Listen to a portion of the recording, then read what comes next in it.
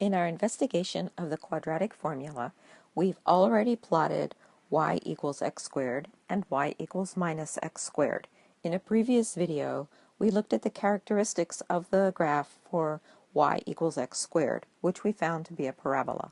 The graph for y equals minus x squared is also a parabola with one major difference from the y equals x squared parabola, and that is that when the coefficient on x squared is negative, the parabola opens downwards. So this parabola opens downwards, but the origin is still the vertex of the parabola, the place where the parabola changes direction, and the parabola was still symmetric around the y-axis. In this video, we're just simply going to see what happens when we're going to plot y equals minus 2x squared, and as you can see, I've already got the table set up. So let me put in our favorite 4 points, and let's square them because we're working with the quadratic formula. 9. When y equals minus x squared, we would be plotting 0.00. When x is 1, we'll be plotting 0.1, and minus 1, we will be plotting 0.2 and minus 4, and we'll be plotting 0.3 and minus 9, which is, as you can see, if 1 is here, well, minus 1 would be right there, 2, this would have to be minus 4, 3, this one would have to be minus 9. When y is equal to minus 2x squared, we've already applied the minus sign, so we just have to multiply by 2. We're going to be plotting 0.00, the origin. And then we're going to be plotting 1 and minus 2. And then we're going to be plotting 2 and minus 8. Do these numbers look familiar?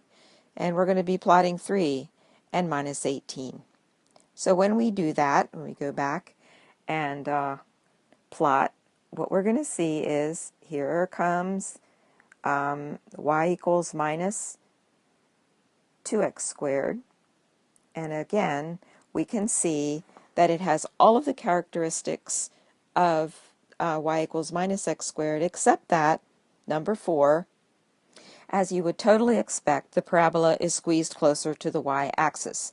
Now, in terms of it being symmetric, we can go back here, we can apply our minus 1 to each one, and the y value will not change, and so we're going to be seeing in each case that indeed we are going to be plotting points that will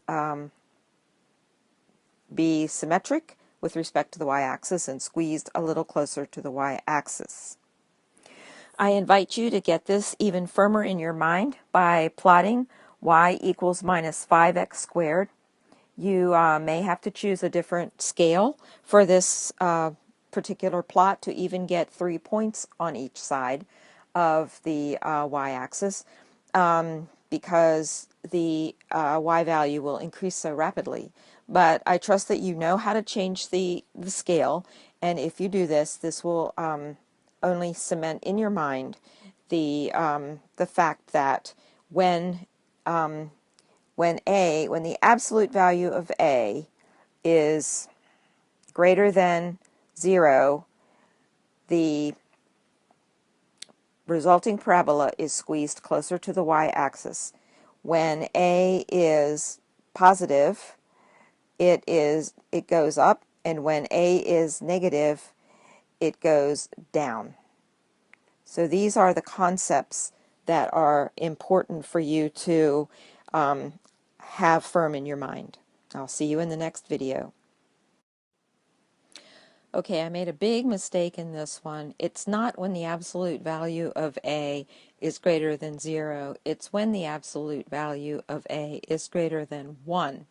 So I just couldn't let that go by. When the absolute value of a is greater than 1, the absolute value of 2 is greater than 1, the absolute value of minus 5 is greater than 1. Then you're going to have a parabola that's squeezed towards the y-axis. All right, enough said.